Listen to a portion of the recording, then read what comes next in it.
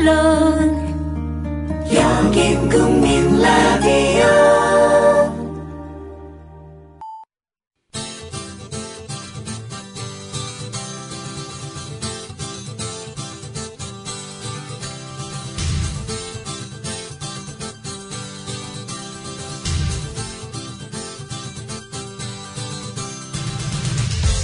투박하지만 정직하다.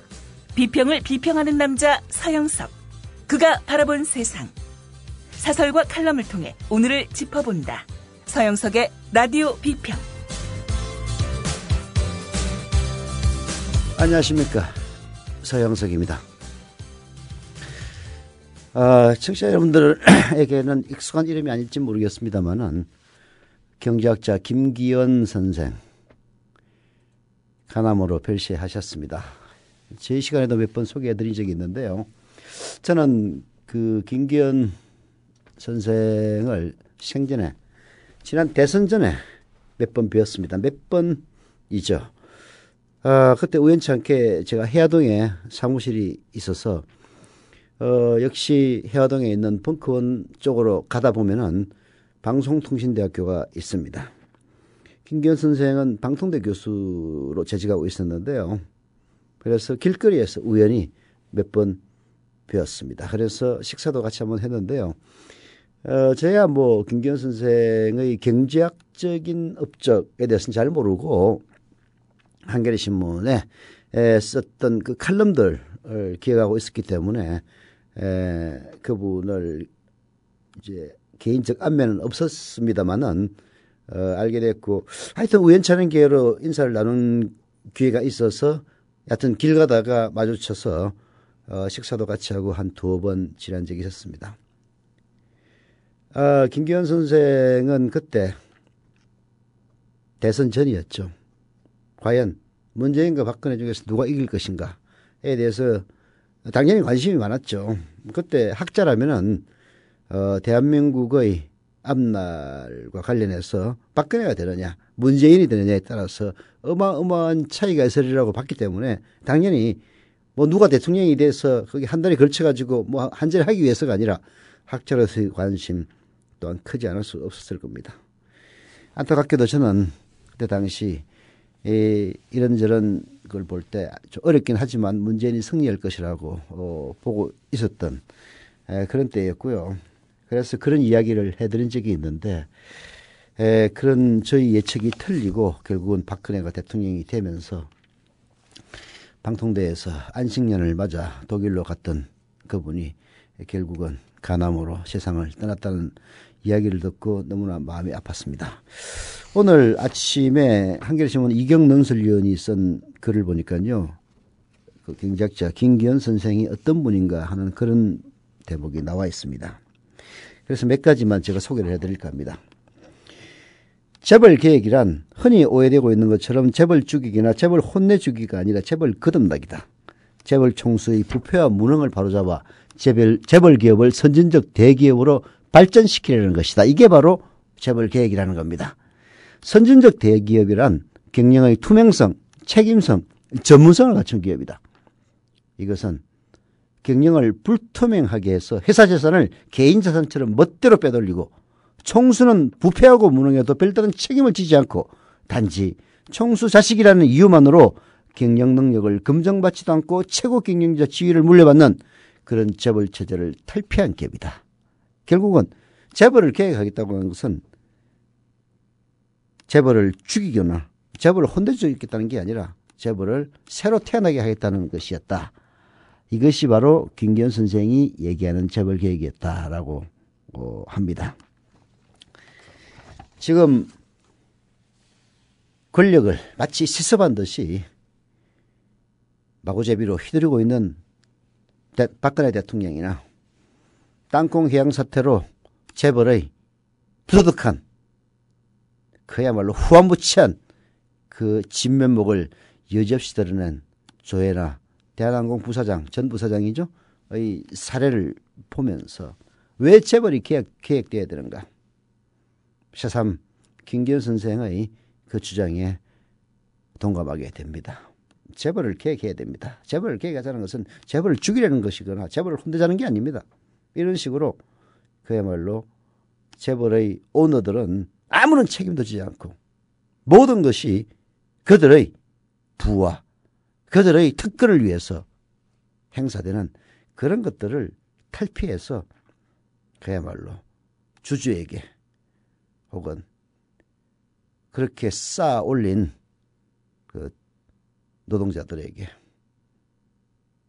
그런 과실도 함께 공유될 수 있도록 하는 그런 것이 아닌가 하는 생각이 듭니다. 그렇다고 해서 그 재벌을 일궈낸 그 주인공들을 홀대하자는 이야기도 아니죠. 그들의 공이 있긴 합니다만은 부분적인 공으로 전부를 다 독식하고 마치 왕이나 귀족처럼 대우받는, 그리고 그런 대우를 하는 그런 들떨어진 주변 가신들이 결국은 모두의 힘으로 이뤄낸 그 과실을 독식하는 그런 것들을 고치자 하는 얘기가 아닌가 하는 생각입니다. 라디오 평 시작합니다. 함께하고 계신 방송은 정치평론가 서영석 미디어 협동조합 이사장이 진행하는 라디오 비평입니다. 지상철 조합원 신청 광고입니다. 강화대교 앞에서 개념 부부가 만드는 개념 곰탕 연지연 곰탕. 연지연이란 가마솥의 장작불로 온종일 구워내는 곰탕을 서로 나누어 이어지는 인연이란 뜻입니다. 연지연 곰탕이 민주주의를 열망하는 조합원 여러분과 국민의 건강을 책임지겠습니다. 곰탕 포장 판매는 한 팩 800g에 7,000원이며 7팩 이상은 무료 배송으로 드립니다. 연지연 곰탕은 강화대교 입구에 위치해 있습니다. 단체 주문 예약 및 포장 주문 전화번호는 010-7252-1114, 010-7252-1114, 031-989-9968. 조합원 단체 예약은 10% 할인해드립니다.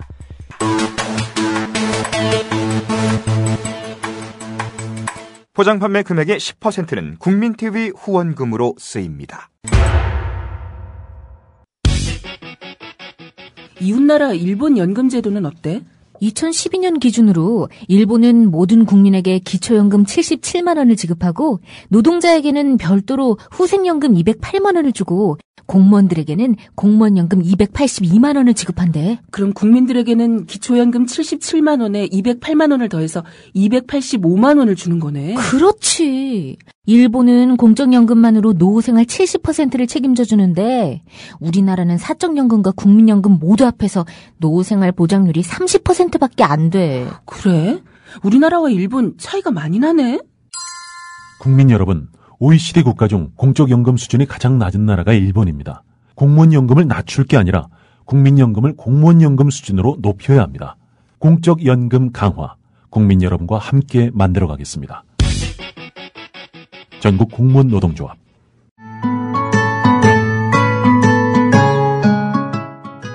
청춘이란 깊은 샘물에서 오는 신선한 정신, 유약함을 물리치는 용기, 안위를 뿌리치는 모험을 뜻한다. 시인 사무엘 울만의 말입니다. 1994년 300여 명의 회원으로 시작한 참여연대는 20년이 지난 지금 14,000명의 회원을 가진 한국의 대표적인 시민단체로 성장했습니다. 시인의 말처럼 참여연대는 앞으로도 청년의 마음으로 활동하겠습니다. 성역 없이 감시하고 비판하겠습니다. 더 좋은 세상을 위해 두려움 없이 도전을 멈추지 않겠습니다. 국민TV 청취자 여러분, 20살 청년 참여연대와 함께해주세요. 회원가입은 홈페이지 peoplepower21.org, 전화는 서울 723-5300번입니다. 시민의 힘으로 운영되는 단체, 참여연대는 정부 지원금을 받지 않습니다.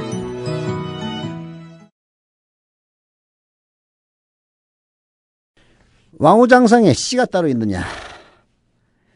옛날 천대받던 백성들이 아니죠. 백성은 그래도 성이라도 있는 사람들입니다. 백성이라는 말은 사실은 호족들을 얘기하는 것이라는 그런 이야기도 있습니다. 100가지 성이라는 뜻인데요. 과거 본관이 있고 성이 있는 사람들은 다 뭔가 호족들이었습니다. 그래서 진짜로 밑바탕에는 뭐 천민이라든지 양인들이 있었는데요. 그걸 약칭 민중이라고 합시다. 통칭. 그래서 이들이 체제 변혁의 깃발을 들어 올릴 때 왕후장상에 씨가 따로 있느냐 이런 이야기를 했습니다. 그러나 항상 왕후장상에는 씨가 따로 있었죠. 그게 바로 기득권입니다. 모두가 평등한 나라인 것처럼 착각하고 사는 오늘날의 대한민국에도 역시 왕후장상의 씨가 따로 있다는 것은 박근혜가 대통령이 되는 것이나 조혜나가 땅콩 회항을 하는 것이나 보면은 알 수가 있습니다. 물론 고쳐야 될 대목이죠. 그러나 현실을 제대로 봐야만이 고칠 수가 있습니다. 저희 국민라디오에도 자주 출연했던 한국일보 양정대 기자가 왕후장상의 씨가 따로 있는 나라라는 칼럼을 오늘이 아니고 어제 썼는데요. 어제 제가 놓쳤다가 오늘 이 시간에 소개해드립니다. 산업부에서 일하던 몇 년 전 한 대기업 홍보 임원과 첫 인사를 나눴는데 그가 부탁이 있다고 했다. 초면에 무슨 부탁할 게 있을까 싶었는데 그는 다른 취재 지원은 다 해드릴 테니 제발 사장님 면담 요청만은 말아달라고 했다. 그러면서 나도 공식 회의가 아니면 한 달에 한두 번 얼굴 보기도 힘들다고 덧붙였다.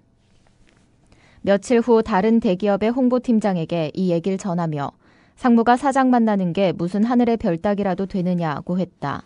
그랬더니 그는 다른 사람도 아니고 오너 일가 사장이니 그 임원이 그렇게 얘기하는 건 당연하다면서 대기업 출입하다 보면 왕후장상의 씨가 따로 있나 보다 하게 될 것이라고 했다. 최근 땅콩 회항 논란이 불거진 뒤 왕후장상 영유 종호, 왕과 제후와 장수와 정성의 씨가 따로 있겠느냐라는 말이 다시 생각났다고 합니다. 조혜나 전 부사장이 기내에서 저지른 갑질과 그 전력, 과거에도 그런 갑질을 무수히 했다고 합니다. 이런 것을 전해 듣노라면 한진그룹 오너 일가가 바로 자기 자신들을 왕후장상의 씨로 여기는 것 아니냐는 생각을 떨쳐버리기 어렵다는 겁니다.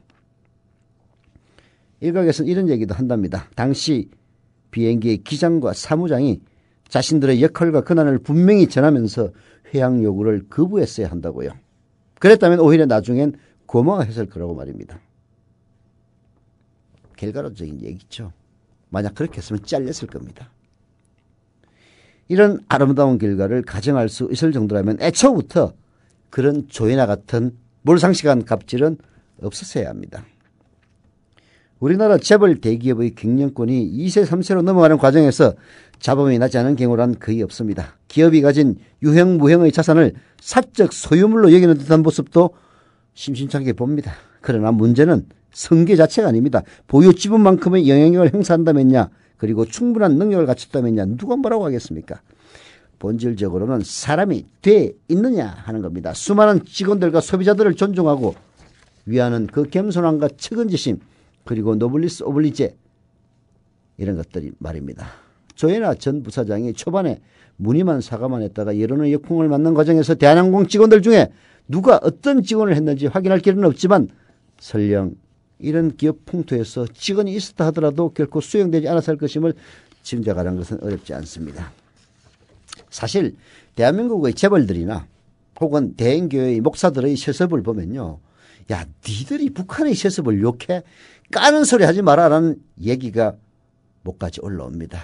그 본질은 똑같아요. 여러 명이 공동으로, 물론 자기가 앞장서기는 했을 겁니다. 공동으로 일궈낸 기업을 자기의 사적 소유물로 여기고 자기의 자식들에게 물려줍니다. 재벌과 자녀들이 임원에 가는 평균 연한이 3년도 채 되지 않는다는 그런 통계도 있습니다. 평범한 사람이 기업에 입사해서 임원이 되기까지, 임원이 되기도 힘들지만은 수도 없는 많은 젊은 사람들이 신입사원으로 입사하지만은 그 임원, 기업의 별이라고 하는, 꽃이라고 하는 이사가 되는 사람은 극히 일부에 지나지 않습니다. 그러면 그럼에도 불구하고 그 극히 일부에 지나지 않은 사람들도 10년, 20년, 10년은 말도 안 되는 얘기고 한 20년 정도 일을 해야 간신히 빨라야 이사가 됩니다. 임원이 됩니다. 그러나 재벌가의 자녀들은 쥐동아리에 금수저 물고 태어났다는 그 이유 하나만으로 출생이라는 로또에 맞았다는 그 이유 하나만으로 3년 만에 이사가 되는 겁니다. 목사들, 대형교회 목사들 자기 새끼들에게 교회를 물려주는 것도 마찬가지고요. 그걸 더 확장하면은 김일성이가 김정일에게, 김정일이가 김정은에게 나라를 사적 소유물로 생각해서 물려주는 것도 다 똑같은 것 아닙니까? 그리고 조연아의 갑질이 가능했던 것도 조양호, 대한항공, 한진그룹 오너 일가의 주변에 있는 측근 가신들이 그것을 방조하고 그를 통해서 권력을 나눴기 때문입니다. 북한도 마찬가지예요. 백두혈통 운운하면서 김일성 주변에서 같이 좋게 얘기하면 독립운동이고 그 반대편에서는 마적질이라고 얘기합니다. 했던 그런 인간들 북한의 특권 계층을 이루면서 결국은 1%도 안 되는 인간들이 북한을 지배하고 있는 것 아닙니까? 그게 대한민국의 재벌들하고 다를 게 뭐냐고요. 그런데 정윤회 문건 파문으로 불거진 박근혜 정부 비선실세 국정농단 의혹을 보면 왕후 장상의 씨는 비단 재벌가에만 있는 건 아닌 듯하다. 박근혜 대통령과 직간접적으로 관련돼 있는 인사들, 이번 파문을 통해 공론의 장에 이름을 올린 이들의 언행을 보면 하나같이 박 대통령 일가를 왕후 장상의 씨로 떠받드는 듯하다.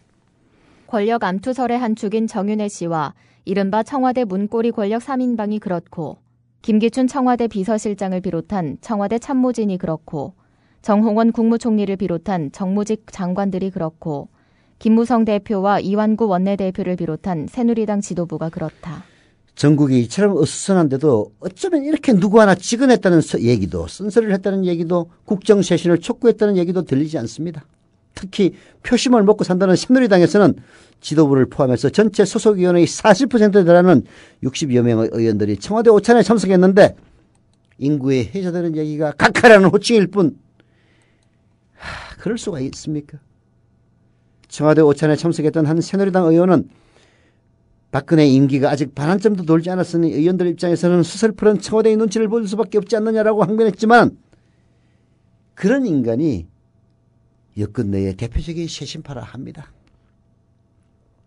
이번 파문과 관련해서 결국 최종적으로는 박근혜 대통령의 책임이라는 지적 많습니다. 청와대 참모진이나 정부 부처와 같은 공적인 통로보다도 일부 측근들의 조언을 더 중시한다거나 한 번 싫은 소리를 들으면 두 번 다시 눈길을 주지 않는다는 등의 얘기 때문입니다. 주변 인사들로 하여금 존경과 존중보다는 두려움 그리고 대화와 토론보다는 지시에 익숙하게 만든 당사자가 바로 박근혜 아닙니까?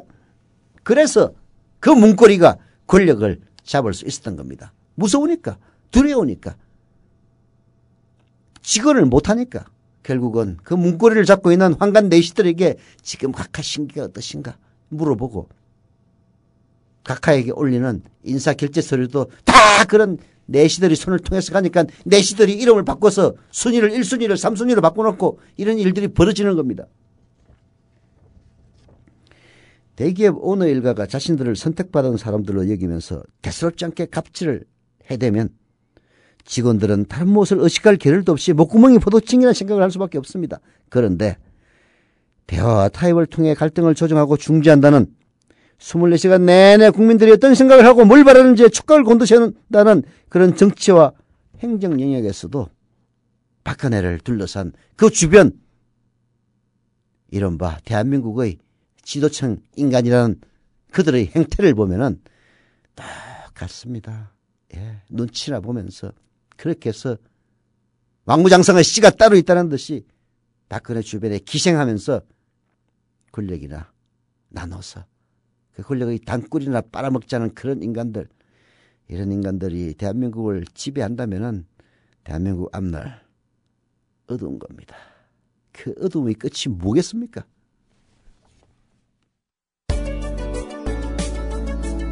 똑똑한 의료 소비자 되기 캠페인 윤훈기 치과의사입니다. 병원이 민간 자본을 도입해 영리 극대화를 추구하면 과잉 진료가 현재보다 반드시 더 심해집니다. 그렇지 않아도 과잉진료는 현재 심각하게 사회 문제들을 유발하고 있습니다.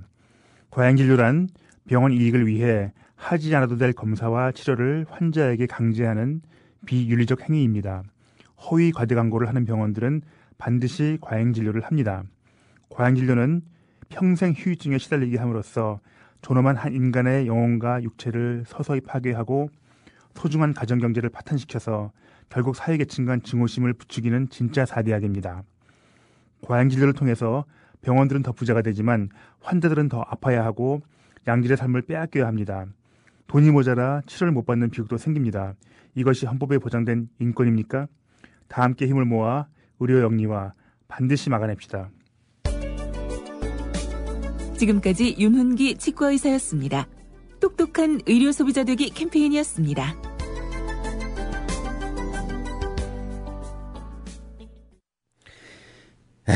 이렇게 열받고 이 사회 정말 잘못되어 가고 있다라고 생각하시는 분들, 그리고 이 방송을 들으시는 분들 중에서 아직 조합원이 되지 않은 많은 분들, 미디어동지와 국민TV 조합원으로 가입해 주시기를 당부드립니다. 자본과 권력으로부터 자유로운 진짜 공정언론은 저는 솔직히 방송으로서는 국민TV밖에 없다고 생각합니다. 국민TV는 28,300명이 넘는 조합원들이 든든한 지원군이면서 그리고 가장 무서운 감시자들입니다. 지원군이면서 감시자인 국민TV 조합원이 되어주십시오. 조합원이 되고 싶으신 분들은 국민TV 홈페이지 kukmin.tv 국민.tv로 들어오셔서 맨 위쪽에 조합원 가입 신청 클릭하시면 됩니다. 인터넷 사용이 불편하신 분들의 경우에는 미디어협동조합 사무국 02-3144-7737 02-3144-0933으로 전화하시면 직접 친절하게 가입시켜드립니다. 그리고 조합원 가운데 월 사용료 계좌이체 하고 싶은데 인터넷에서 잘 안된다 하시는 분들도 역시 02-3144-7737 02-3144-0933으로 전화하시면 자기 계좌번호만 외고 있으면은 그야말로 1분이면 월 사용료 계좌이체 신청 가능합니다. 많이 부탁을 드리겠습니다.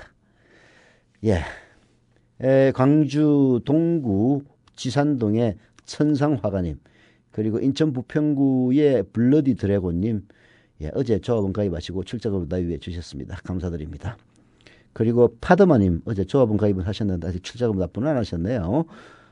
서울 서초구 반포동의 졸리님, 그리고 충북 청주시 흥덕구의 여름이야기님, 조합원 가입하시고 출자금 납부해 주셨습니다. 감사드립니다. 그리고 아주얼리 영어로 돼 있어서 제가 발음이 조금 그랬습니다. 조합원 가입하셨네요. 감사드립니다. 경기 양평군 용문면이네요. 용문산 있는 동네입니다. 나는 야한다. 야하다가 아니고 나는 야한다. 님 조합원 가입 출자금 가입 감사드립니다. 광주 동구 계림동의 우리짱님, 경기 시흥시 신천동의 잠만님 조합원 가입 감사드립니다. 서울 강남구의 최퀴럼님 조합원 가입 출자금 가입 감사드립니다. 서울 성동구 용답동의 에로이카님 역시 조합원 가입 감사드립니다.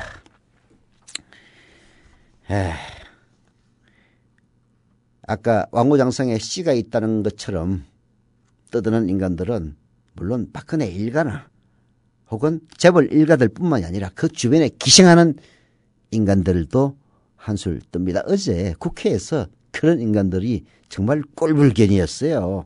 한겨레가 오늘 사설로 비판했습니다. 청와대는 침묵하면서 야당이 막말하는 새누리당. 이런 새누리당이 지지도가 1위라는 게 참 대한민국의 수치입니다. 새누리당 의원들의 막말이 도를 넘고 있다. 청와대 비선 논란에 대해선 제대로 말하지 못하면서 야당에 대해서만 격한 발언을 해대는 모양새다. 그런 집권 여당을 보면서 국회 제1당으로서 국민을 향한 책임 있는 정치를 할 생각이 있는 건지 묻지 않을 수 없다. 새누리당의 이노근 의원은 어제 국회에서 청와대 부속실의 시계형 몰래카메라 구입을 추궁한 야당의 여성 의원을 향해 요새 정치인들 버릇부터 고쳐야 한다고 말했다. 그때 국회 본회의장엔 여고생 70여 명이 방청석에 앉아 있었다고 한다. 사적인 자리도 아닌 국회 본회의장 단상에서 동료 의원을 향해 그런 말을 하는 이 의원을 보면서 학생들이 무슨 생각을 했을지 참담하다. 저는 새누리당의 이노건 의원이 다음에 재선될 수 있을지가 정말 궁금합니다. 이런 수준의 의원들을 다시 뽑는다면 진짜 국민의 수준은 막장을 저는 간다고 생각을 합니다. 아니 청와대 부속실에서 겉으로 보기에는 디자인 좋은 시계처럼 보이는, 그러나 실제로는 몰래카메라는 물론이고 mp3 기능까지 있고, 그리고 USB 카드를 통해서 언제든지 몰래 촬영한 동영상을 다른 컴퓨터 기기로 옮길 수 있는 이런 거를 왜 청와대 부속실에서 구입을 합니까? 아니 뭐 거기가 무슨 아니 뭐 국정원이에요? 도대체. 15일에는요. 개성을 방문하는 야당 중진 박지원 의원을 겨냥해 차마 입에 담기도 민망한 말을 새누리당 의원들이 쏟아냈다고 합니다. 김진태라고 하는 의원이 있는 모양인데요. 이 김진태 의원은 야당을 가리켜서 종북 숙주라고 했고, 종북 숙주라면 종북여야말로 박근혜 대통령 아닙니까? 김정일이야말로 가장 믿을 만한 파트너라며, 그리고 합의를 했는데 왜 월드컵 응원단들이 통일조국이라고 얘기하지 않고 대한민국이라고 얘기했느냐고 정몽준 축구협회 회장에게 당시 항의했던 사람이 바로 박근혜 대통령입니다. 그야말로 종북녀, 종북 숙주 아닙니까? 그런 새누리당의 김진태가 야당을 가리켜서 종북 숙주라고 얘기하는 것만 해도 참 진짜 부끄러움을 모르는 인간입니다. 하태경 의원도요. 김정은 북한 정권의 내시 역할 비슷한 그런 걸 한 사람이라고 원색적으로 박지원 의원을 비난했다고 합니다. 또 김태원 의원 전부 그냥 뭐 맨날 그 막말 전문가들이구만. 김태원 의원은 국회 해는 질문에서 국정농단의 주범은 근거 없는 찌라시로 실체적 진실을 왜곡한 조홍천, 박한천과 이에 동조해 국민을 호도하는 새정치연합이라고 뜬금없이 야당을 공격합니다. 이왕구 원내대표가 나서서 용어 선택을 신중해달라고 당부했지만 하루가 멀다고 막말을 하는 새누리당 의원들의 은행으로 볼 때 이런 요청이 제대로 받아들일지 의문입니다. 정치라는 게 말을 가지고 상대편을 설득하고 설득하는 분야에서 어느 사정에 더욱 엄격해야 해야 합니다. 국회의원들의 그런 발언이 정치 혐오를 부추기고 정치인 시를 갉아먹는다는 말 지금 너무 상투적이어서 말하기조차 힘이 듭니다. 더 큰 문제는 현 정국의 최대 해난인 정윤회 씨 국정개입 의혹에는 입을 다물면서 오로지 야당에만 맹공을 퍼붓는 여당 의원들의 졸렬함과 비겁함입니다.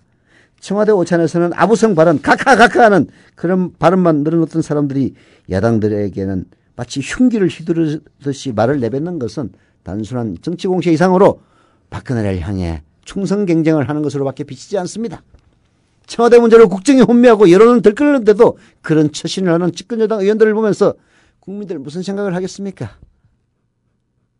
지금 박근혜 지지도가 그래도 40% 가까이 나온다는 것 자체가 진짜 이명박이한테 고마워해야 됩니다.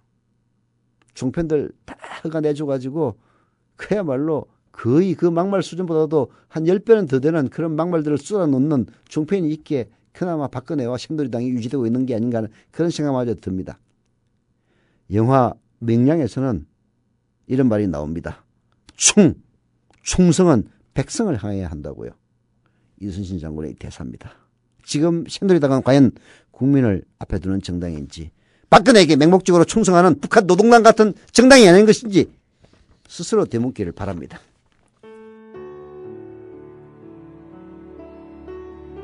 경남 거창에 사는 조합원 백함나무님. 남편의 유언으로 온 가족이 미디어 협동조합원이 됐습니다. 라디오 비평 들으실 때마다 아이고 속이 시원하다 이렇게 하시더라고요. 본인이 먼저 하시고요, 가입을. 예, 그 뜻을 이제 알았기 때문에 손자, 손녀 6명까지 그렇게 이제 다 가입을 하게 됐지. 작고한 부부는 왜 국민TV 조합원 가입, 이것이 이 시대에 꼭 필요한 언론운동이라고 확신했을까요? 가슴 아픈 가족사가 있었습니다. 저는 민족일보 조용수 그분 그때부터 관심을 많이 가지시고 저 동아투이 그때 남편이 저 광고도 내고 또 한겨레 주주도 되시고 저희 시어른 되시는 분이 보도연맹에 억울한 죽음을 당하셨습니다. 중학교 때 아버지가 억울하게 그리고 옥살이 하실 때 그 도시락을 가지고 감옥에 가서 어느 날 갑자기 그래 이제 총살 당했다는 그런 걸 안 겪었으면은 또 뭐 평범하게 살았을 수도 있는데.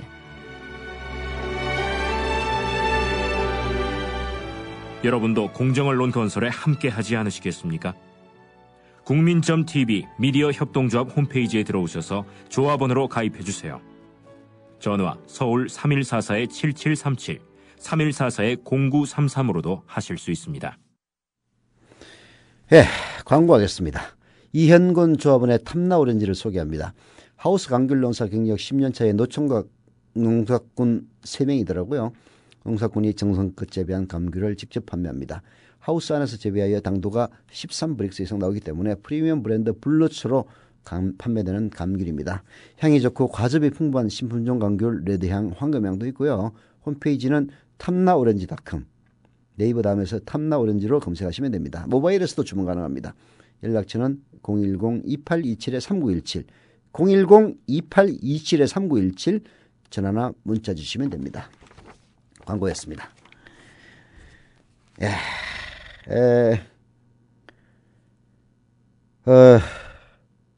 인천 지역 조합원들의 송년회 공지를 합니다. 한 해를 마감하는 자리에 여러분들을 초대합니다. 참여 제한은 없으며 가족, 친지, 친구분들 모두 같이 오셔서 즐거운 시간 만드시기를 바랍니다. 날짜는 2014년 12월 20일 이번 주 토요일이네요. 오후 5시부터고요. 장소는 인천대공원 너나들이 캠핑장, 인천광역시 남동구 장수동 460번지라고 합니다. 참가비는 성인 2만원, 중고등학생 1만원, 초등생 이하는 무료고요. 문의는 리카르도 수야님 010-6212-3513 그리고 팟빵 생방송 게시판을 참고하시면 됩니다. 무력한 자들일수록 오히려 연대를 해야 됩니다. 평범한 사람일수록 연대를 해야 됩니다. 연대야말로 그런 갑질에 싸울 수 있는 유일한 수단입니다. 인권연대 오창익 사무국장이 대한항공 사무장의 인간선언이라는 칼럼을 썼습니다. 들어보시죠. 재벌 3세 조연아 씨.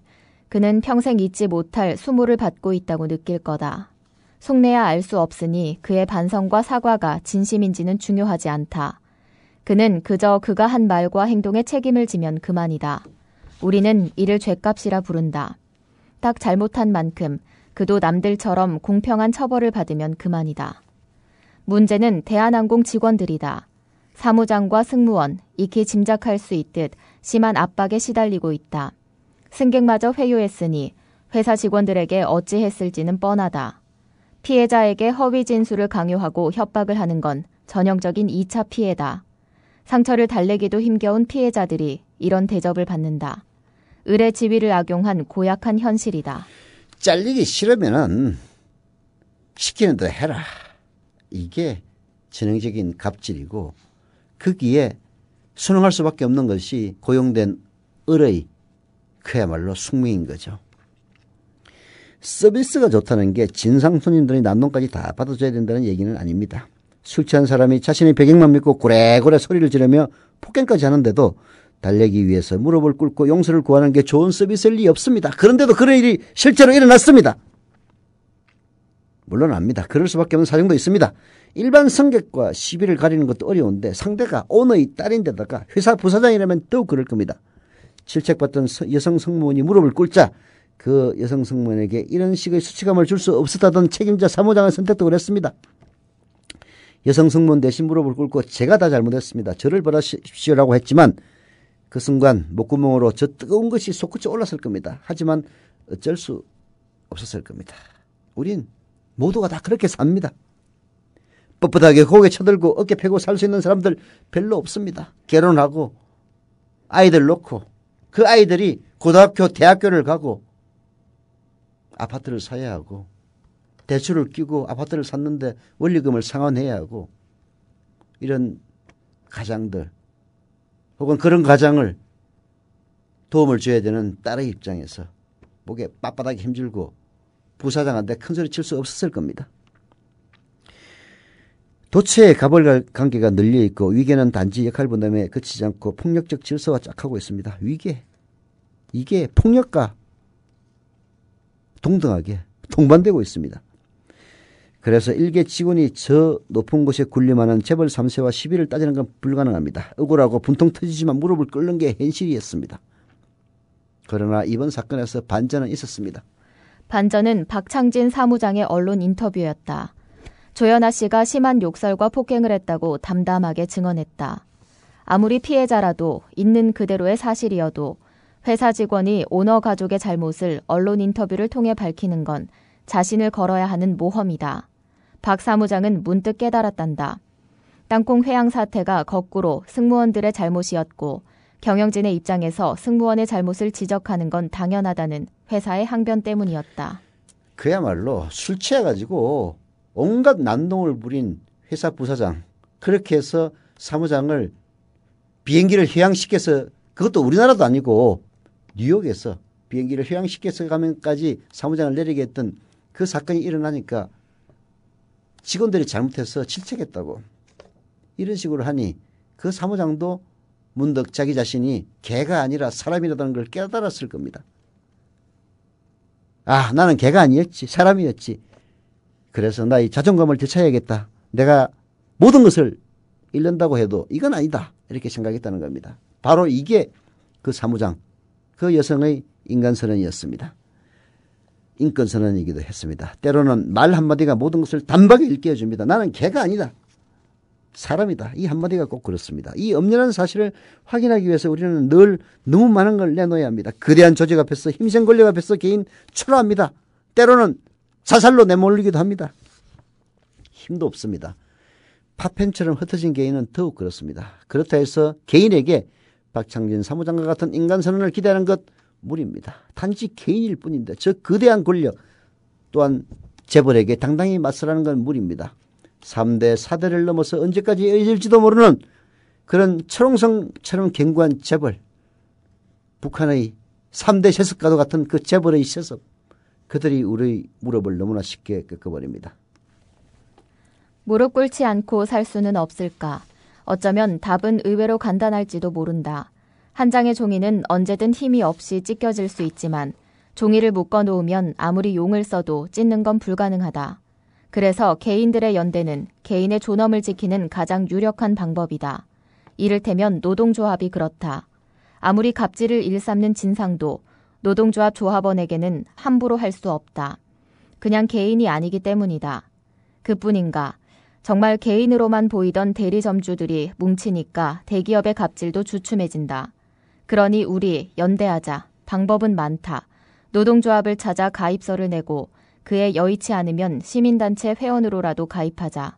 나는 결코 혼자가 아니고 나를 함부로 대하려면 그쪽도 뭔가 내놓아야 한다는 것을 보여주자. 곧 새해다. 우리끼리의 연대로 새로운 시작을 보여주자. 그래서 못난 놈들은 서로 얼굴만 봐도 흥겹다는 신경님의 시처럼 우리도 사람답게 살아보자. 그렇습니다. 종이 한 장 쉽게 찢어지지만은 10장만 놓으면 잘 안 찢어집니다. 연대를 통해서 자기 자신의 권리를, 서민들의 권리를 찾아가는 과정은 사회를 밝게 만드는 일과 동일합니다. 미디어 협동조합 국민TV 뉴스K 앵커 노종면입니다. 정치 권력, 재벌, 특정 지배주주로부터 오염되지 않는 언론, 국민TV가 그 실험을 해나가고 있습니다. 이런 언론이 지속 가능하다면 다른 여러 언론도 따라올 것입니다. 닻을 올린 국민TV, 순항하도록 힘을 실어주십시오.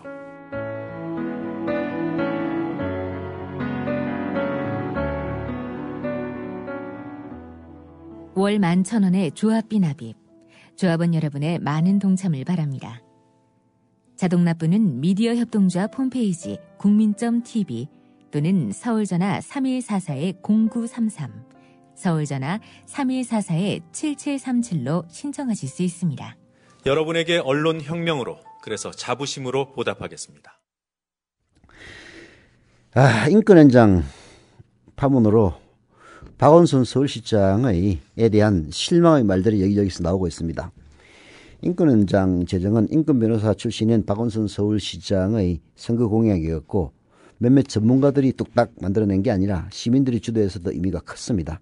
시민위원 공모에 1,500명이 지원을 했고요. 추첨을 거쳐서 150명이 선발됩니다. 그리고 전문가 30명도 동참합니다. 그래서 4개월간 치열한 논의를 거쳐서 50개항을 출연하는 과정 자체가 바로 인권 교육이자 감동적인 인권의 현장이었다라고 당시 참여했던 사람들은 이야기를 합니다. 그런데 차별금지 조항의 20가지 사유 가운데 딱 하나 성적 지향과 성별 정체성에 보수 기독교인들이 결사 반대하면서 논란이 벌어집니다. 그래서 인권헌장을 제정하기로 선출된 시민위원회는 표결을 실시해서 압도적인 찬성으로 이 조항이 포함된 원안을 채택합니다. 그러나 서울시는 박원순 시장은 합의가 아니라는 이유로 무효를 선언합니다. 게다가 이 와중에 박 시장이 기독교 단체 면담에서 동성애를 지지하지 않는다라고 말하면서 더 문제가 꼬이죠. 동성애를 지지하지 않는다는 것은요, 여성이나 흑인의 존재를 지지하지 않는다는 말과 똑같이 정체성을 부인하는 행동입니다. 그래서는 안 됩니다. 박 시장 반성하기를 거듭 당부드립니다. 라디오 비평 마칩니다. 2015년 고래 잡으러 갑시다! 2015년 해맞이 행사가 2014년 12월 31일 수요일 오후부터 이튿날 2015년 1월 1일 목요일 오전까지 주문진 앞바다가 눈앞에 펼쳐져 있는 강원도 강릉 청소년 해양수련원에서 열립니다. 서영석, 김용민의 정치 토크, 정영진의 불금쇼 생방송 공개방송으로 함께하고 조합원 모두가 해돋이 장관을 함께 바라보며 한 해 희망을 기원하는 시간으로 꾸밉니다. 가족 단위의 참여를 환영하며 푸짐한 먹을거리, 어린이를 위한 특별한 시간도 약속합니다. 자세한 안내는 국민TV 홈페이지 지역협의회 모임 안내 게시판을 참고하세요.